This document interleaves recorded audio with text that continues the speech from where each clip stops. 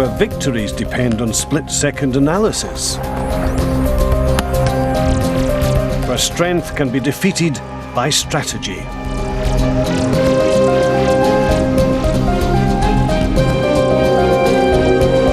And where animals triumph, not with firepower, but with brain power.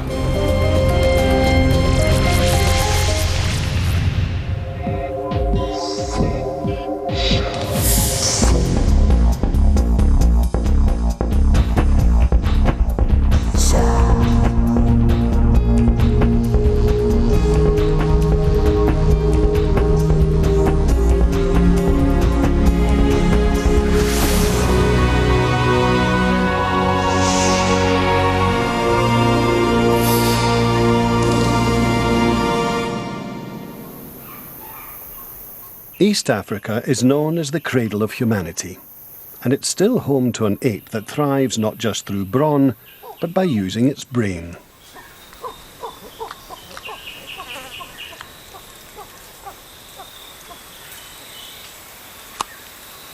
The chimpanzee, though mostly a fruit eater, is a vegetarian Dr. Jekyll disguising a carnivorous Mr. Hyde.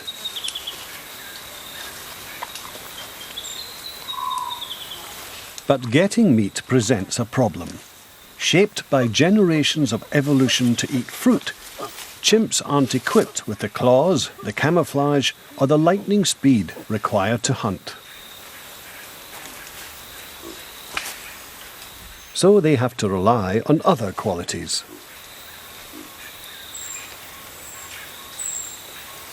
Their target is a group of colobus monkeys, always alert and far more agile in the treetops. But in this story of survival, it's the smartest, not the fastest, that will win.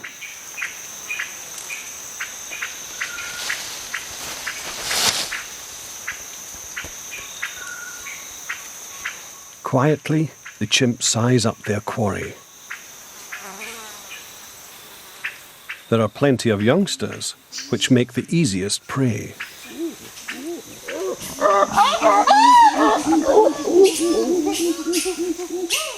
The monkeys are in a tight corner, with few ways out. If the chimps can block the escapes, they might be able to seize a fleeing monkey.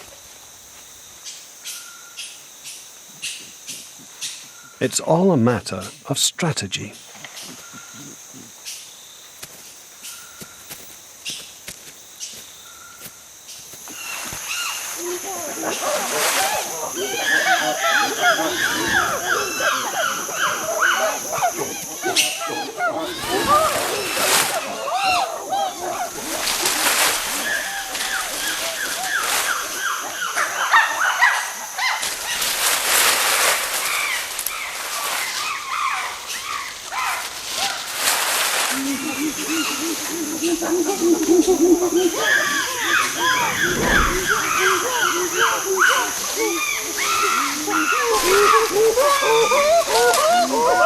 The chimp screams, panic the monkeys.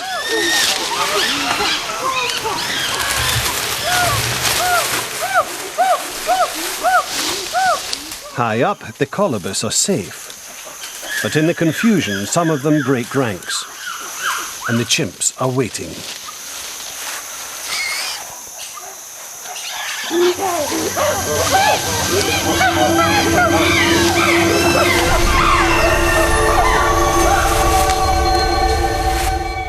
Slow motion footage shows that this chimp faked towards the monkey above him, then switched direction and grabbed an unsuspecting bystander below. By using their brains, chimps make up for the limited speed and weaponry. Although they're only part-time predators, they can still outperform specialist killers. When they bother to hunt, chimps are twice as successful as lions.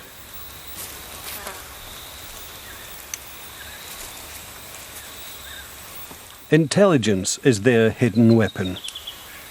But if brains are such a winning formula, why aren't all animals armed with supercomputers?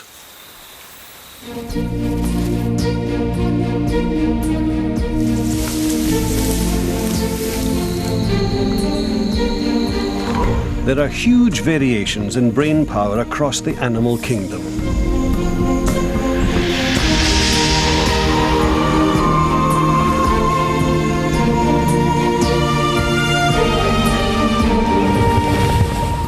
The reason is simple economics.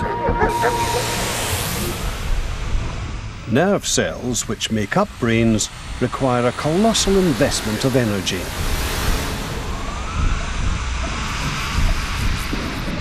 And it's not just a matter of growing them. Their running costs are staggering. Just sitting on standby, nerve cells burn up fuel, staying primed and ready for action. They require far more energy than muscle, and they never sleep.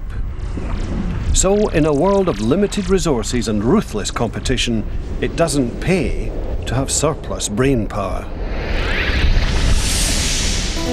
In fact, many creatures thrive with no brain at all.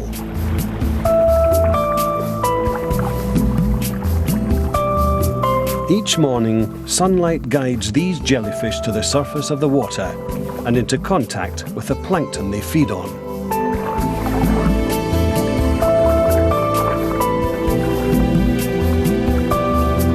They don't need brains, but they do need flawless coordination.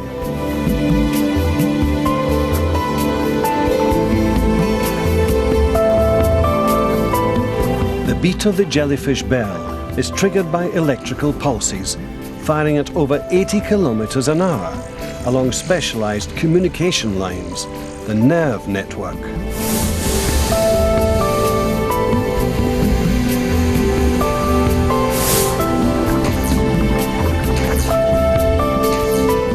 With minimal information, jellyfish can locate plankton. But to hunt down active prey, animals need to be able to gather intelligence.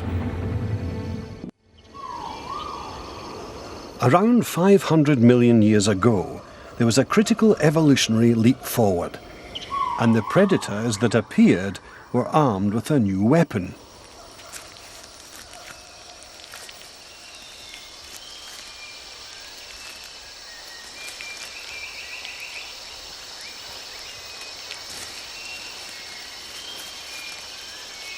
In its head, the land flatworm has a brain, but one composed of only a few hundred nerve cells. This tiny but sensitive computer leads it through the forest, reacting to sunlight, warmth, humidity, and gravity, and to a multitude of chemical clues left by its prey. Compared to the jellyfish, the flatworm is swamped with incoming data. Its brain is there to assess this information and make the decisions that keep it on track.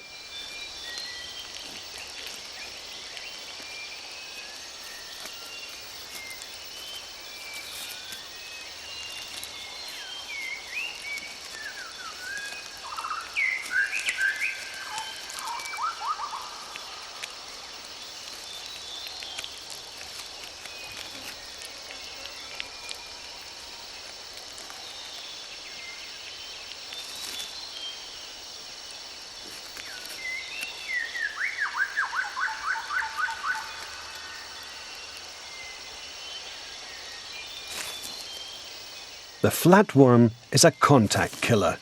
It oozes chemicals onto its prey, resulting in a slow, dissolving death for the earthworm.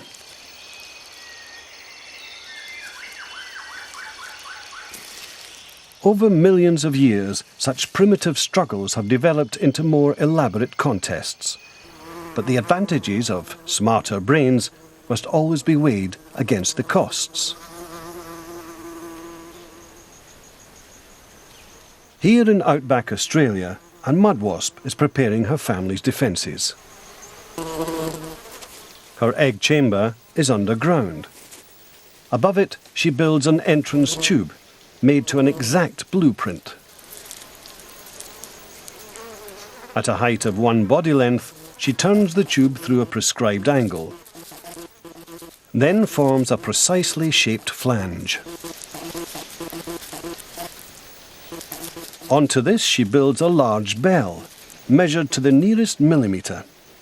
Its size is critical to its defensive role, but so too is its texture. Though rough on the outside, the inside is polished smooth.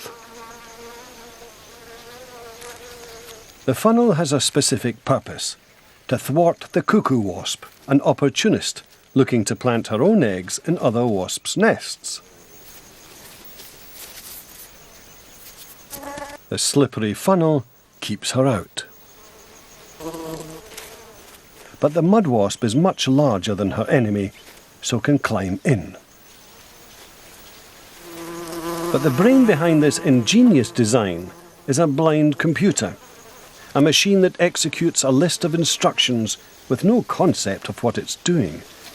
It's incredibly economical, but a visionless machine like this has a major flaw. If it's thrown off its normal course, it's stumped.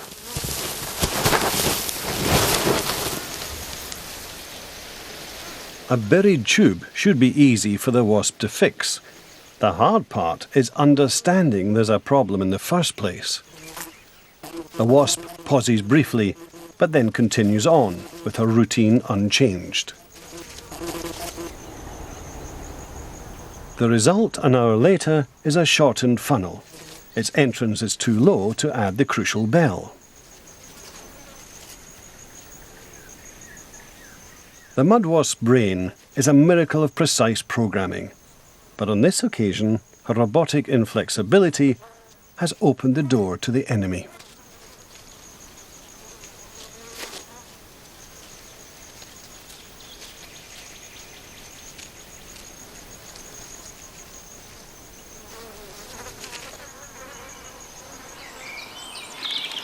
Fixed programs are wired into every brain.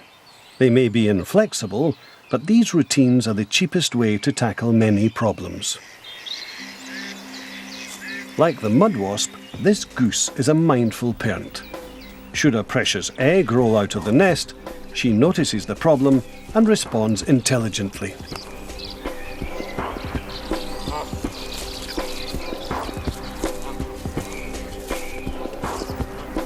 Or so it seems. But in fact, the goose's brain takes a shortcut and operates by a simple rule of thumb. Anything smooth and near the nest must be an egg.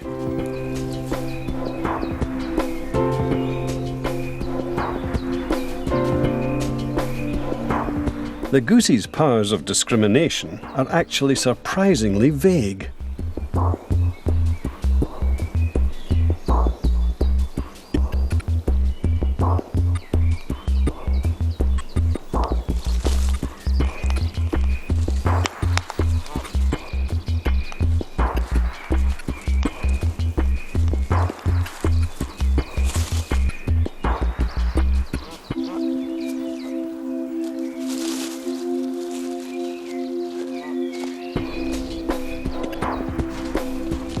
An egg needn't be white, or even egg-shaped.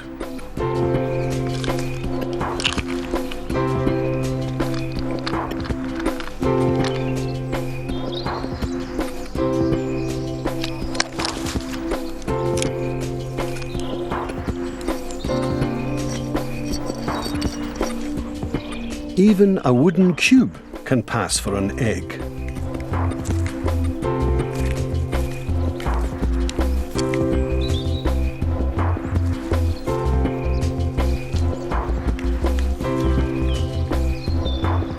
But her simplified concept of an egg does make perfect sense. A more elaborate, foolproof recognition system would be a waste of energy that's better used raising more young.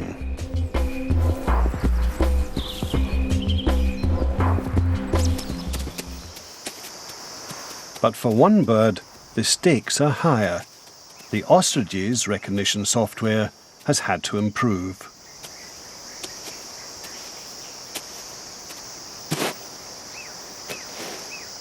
female ostriches set up a communal nest. At first, the self-appointed caretaker welcomes visitors, who each add an egg to the clutch before moving on.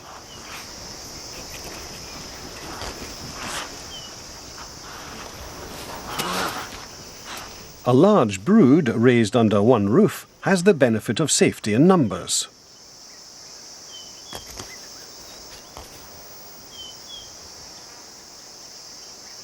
But as the eggs steadily pile up, to 25 or more, it begins to look as if everyone is taking advantage.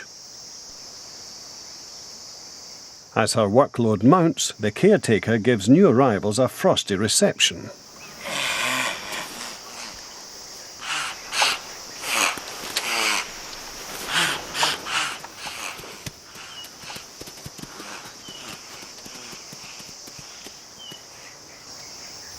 Letting off steam seems to clear the caretaker's head and allow her to make some cool-headed calculations. A goose would be in a real flat by now, but not the ostrich. Now in egg overload, she decides to concentrate on her own.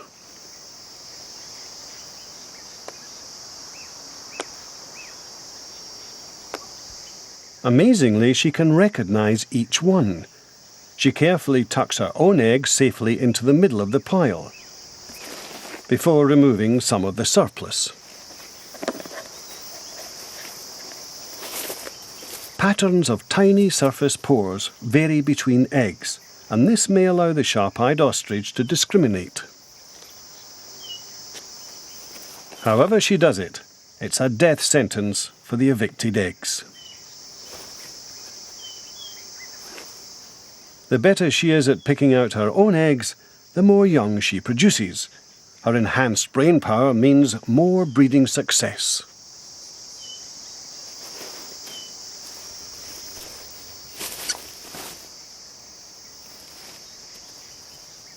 But in a world of complex challenges, a refined routine is not always enough.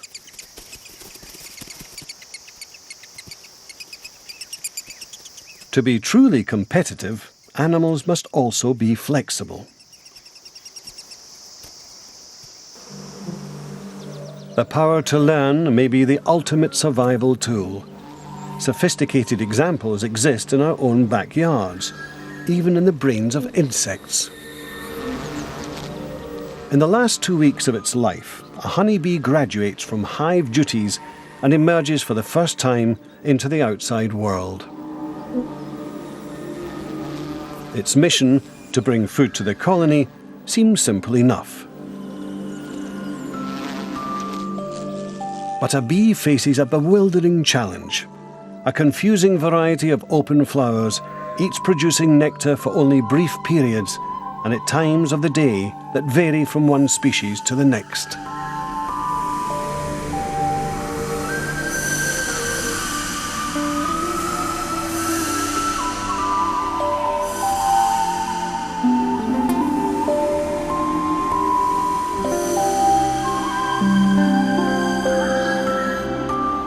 This makes the bee's job incredibly complicated, but with just 2 weeks to live, it has to learn fast. Amazingly, the brain of a honeybee expands with age.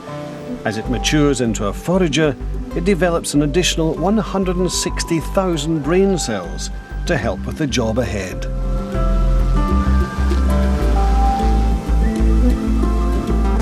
Understanding the nectar production schedule requires a precise sense of time, and bees can read the sun's position to within a few degrees, equivalent to the passage of just 18 minutes. The trick then is to match the flowers to the hours. A novice forager is bound to make some mistakes, but trial and error is the essence of its strategy, and sooner or later, it gets it right.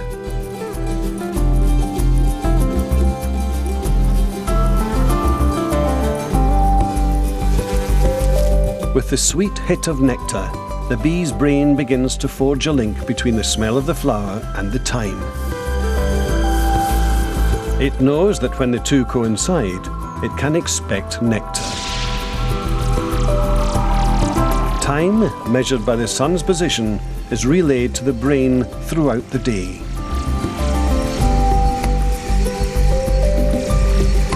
When the bee smells the flower, its brain takes note of the time and chemically sets itself an alarm. So the next day at the same time, it automatically knows to visit the same flower.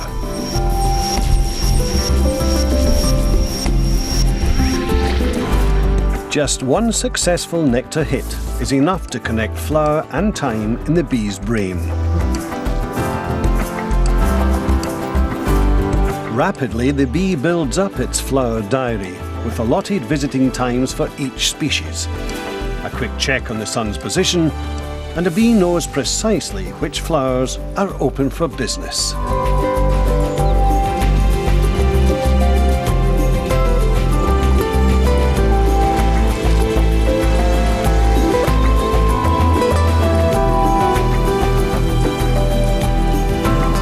The ability to connect events, to use one thing to predict another, transforms an animal from a simple robot into a flexible learning machine.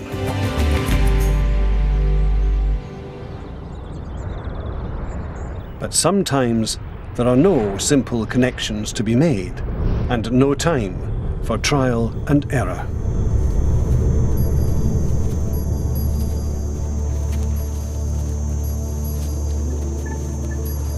For an African elephant with a lifespan of 70 years, coping with unexpected drought is an occupational hazard. When regular water holes dry up, these thirsty animals are forced to move on to less familiar terrain.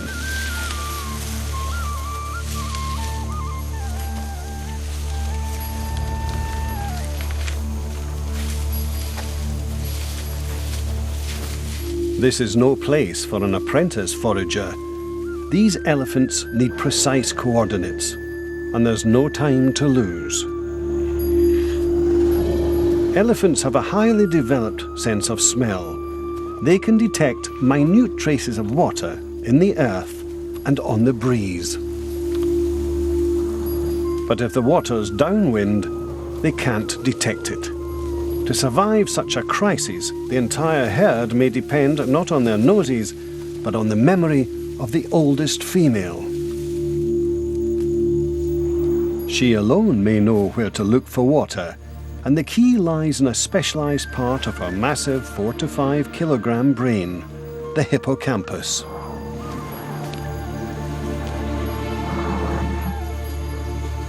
It contains a database of spatial memories, mental maps built up over a lifetime.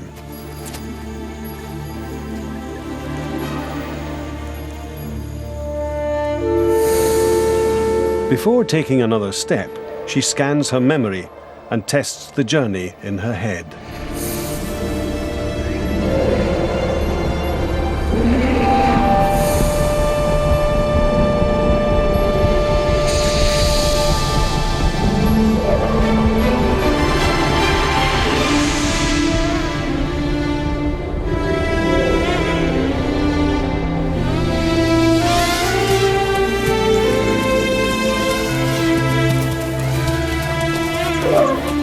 Elephants know where they're going, even in terrain they've not visited for decades. Their epic journeys are mapped-out expeditions over ranges spanning thousands of square kilometers.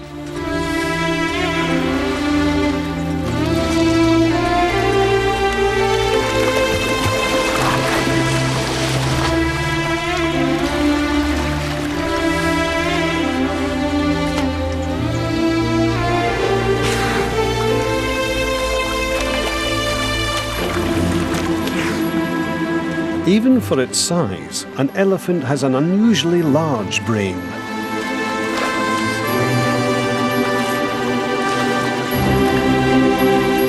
Drought is a fact of life, so for these thirsty giants, memory is a critical survival tool.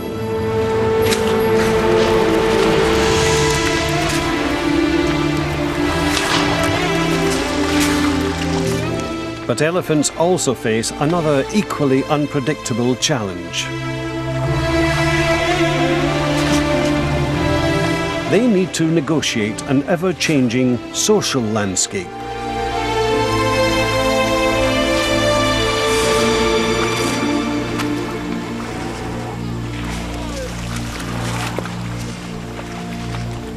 It's the varied and complex demands of living with others that have led to the greatest advances in brain power.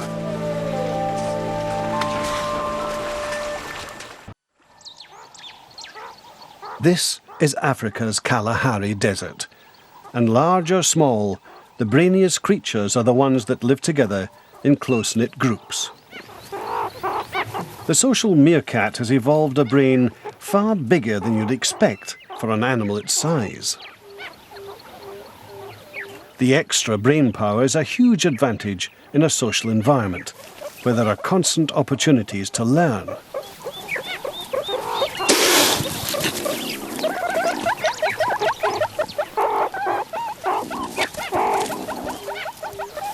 Pups can pick up vital survival skills just by watching their elders.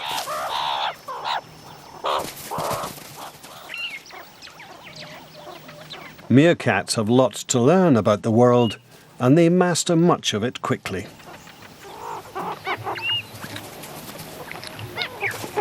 Work out how to kill a scorpion once, and the same technique works every time.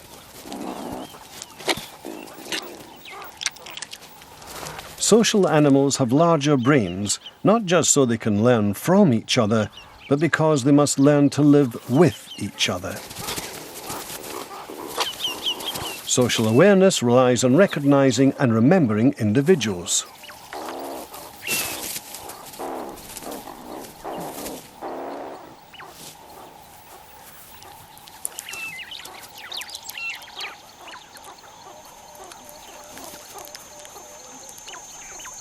But social harmony is not an idle luxury. Meerkats depend on close teamwork for their survival.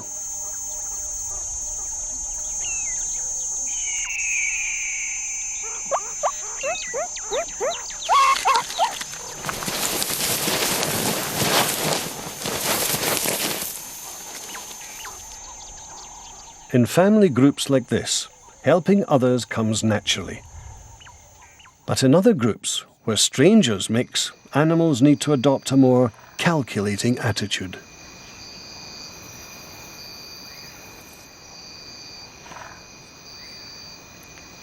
These bats are vampires.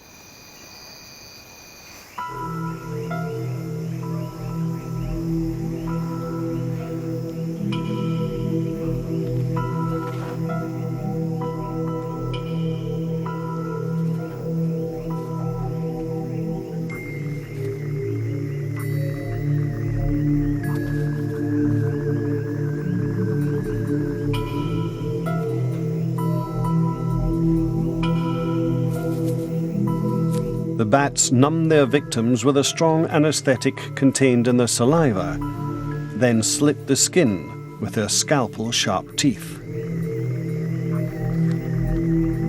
The victim feels nothing, so the bat can feed freely. As it eats, the bat's stomach stretches to accommodate huge quantities. It can drink enough blood to last 2 days. But this type of hunting is not as easy as it looks. It's a high-risk way to make a living and requires more than simple stealth and sharp teeth.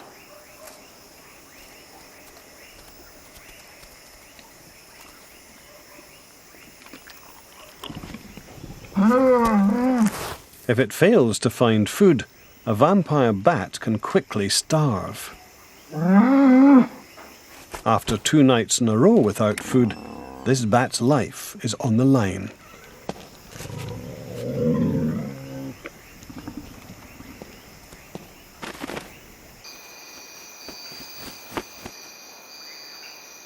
Its only hope now is to find another bat prepared to share some of its spare blood.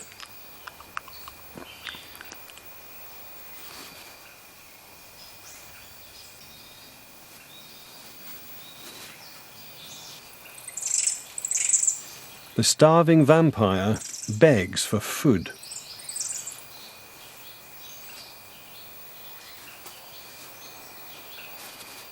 And it's rejected. It needs to find a friend, a grooming partner. If it's to survive, it has to remember which of these roost mates it has helped previously.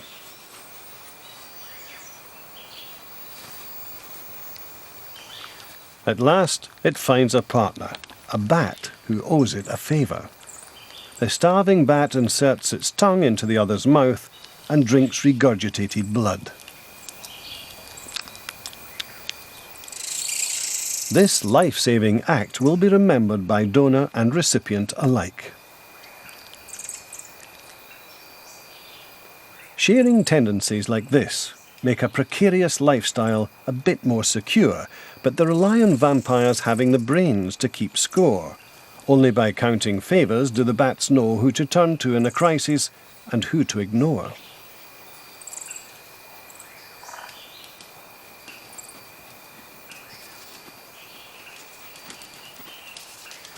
The blood bonds among vampires are reminiscent of more intricate social arrangements, of animals more closely related to us. These are macaque monkeys in the forests of Sri Lanka. Coalitions dominate the macaque's daily life. Even the infants cultivate friends and soon learn who they can count on.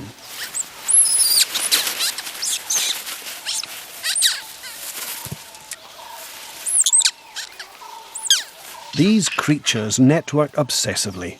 This is no place for the socially inept. Macaque society can be violent, and scarred faces are proof of savage infighting.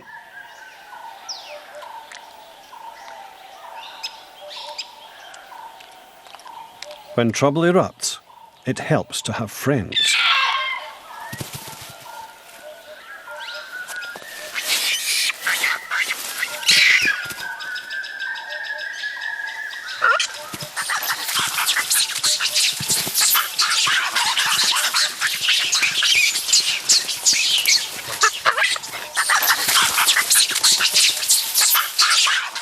Life in this society would be intolerable if it weren't for allies. Monkeys are social animals, but they are also competitive.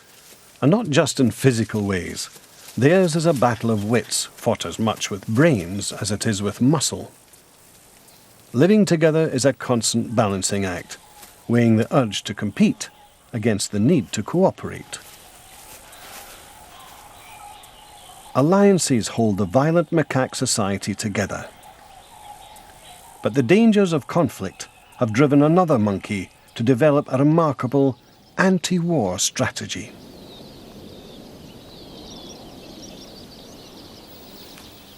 These are geladas in the highlands of Ethiopia.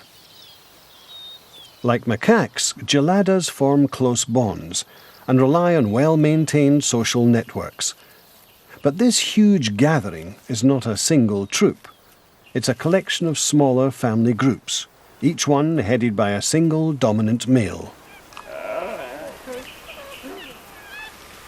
Each has several females and their young under his protection. Their daily business is much like the macaques. But these monkeys are far less inclined to give each other a serious mauling.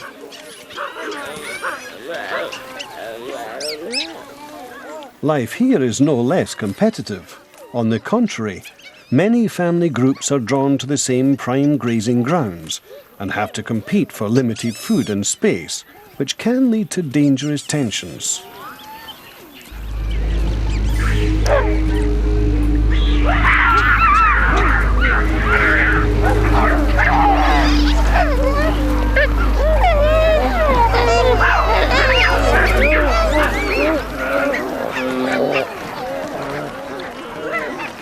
But amidst this chorus of noise, brewing fights are somehow quickly diffused. Against all expectations, an unlikely harmony prevails in gelada herds.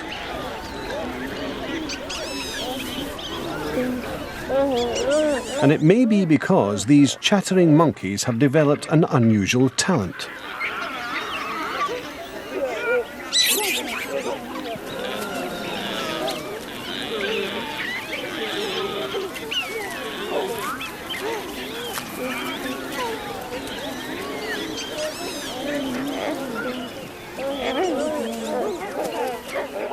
This volume of noise is unique among monkeys. It ebbs and flows continuously, like one gigantic conversation. Gentle and soothing, this strange hubbub helps keep the lid on simmering tensions, and most of the time, they all stay relaxed. But the social skills of monkeys have been eclipsed by other species. Under the waves, a rival intelligence has been developing for 60 million years. Dolphins are also intensely social animals and tireless communicators, and they too live in societies ruled by friendship and alliance.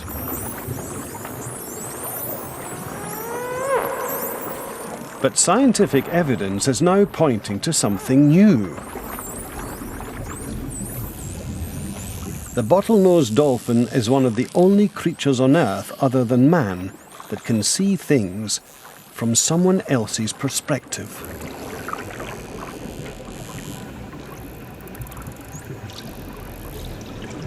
It can actually make an imaginative leap into the mind of another being.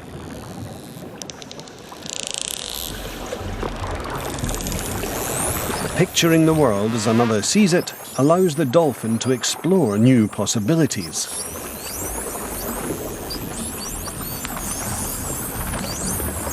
And armed with this kind of insight, the actions and intentions of others become easier to read.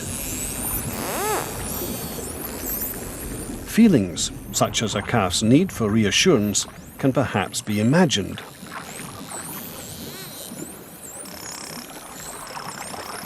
And so too can another's lack of knowledge and need for example.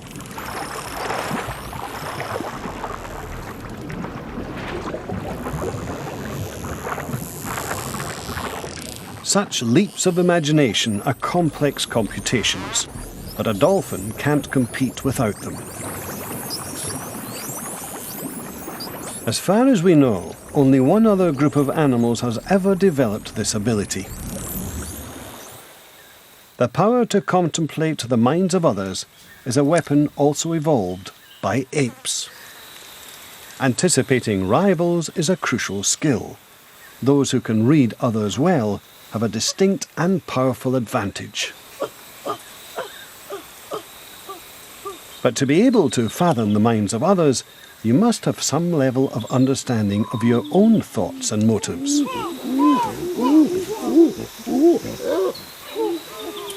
You need some form of conscious awareness.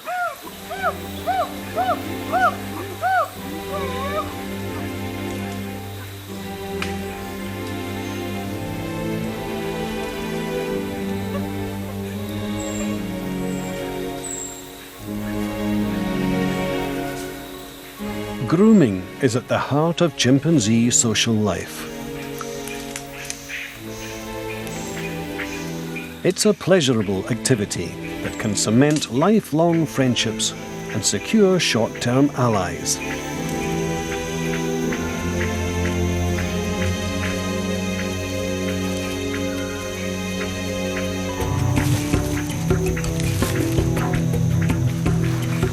But for these scheming creatures, there are other ways to conduct politics. In the hands of a chimp, a prize piece of meat is more than just a meal. It can be a gift that will buy future favors or seal a strategic partnership.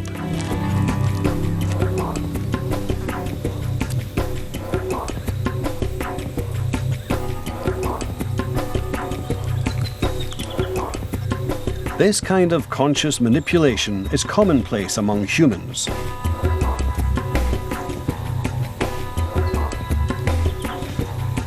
And just as in human society, chimps need more than simple brute strength to stay at the top.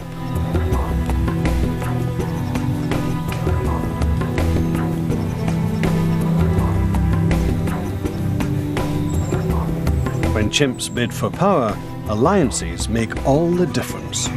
It's political strength that really counts.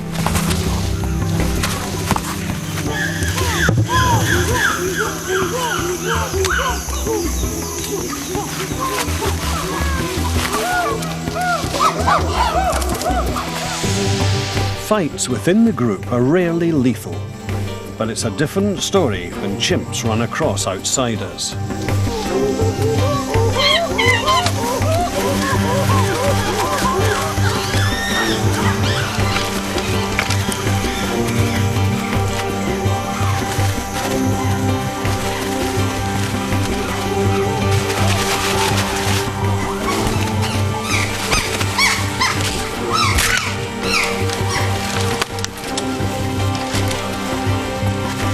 Violence between groups may have driven the most extraordinary advance in brain power.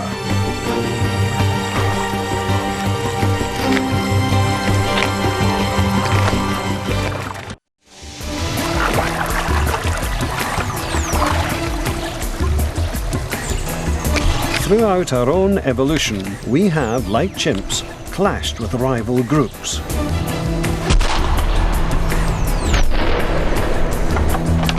One thing that made us develop differently was our invention of weapons.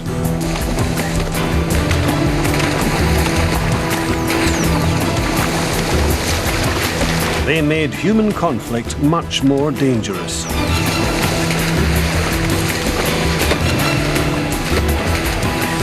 The survivors were those who could live together in big groups.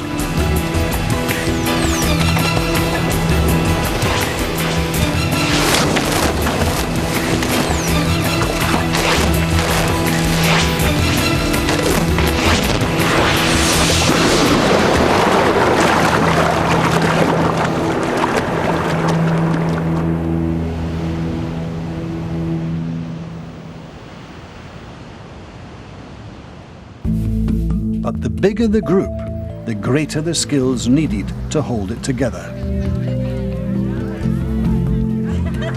In other primates, physical grooming is vital for bonding. In humans, it's been replaced by a much more efficient mechanism: conversation.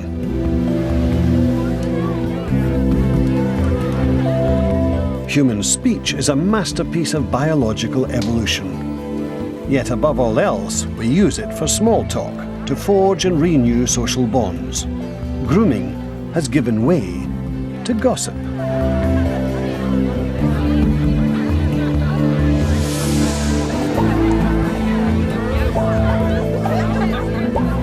Our chit-chat, though, is far from idle. It's a critical tool in the ultimate competition: courtship.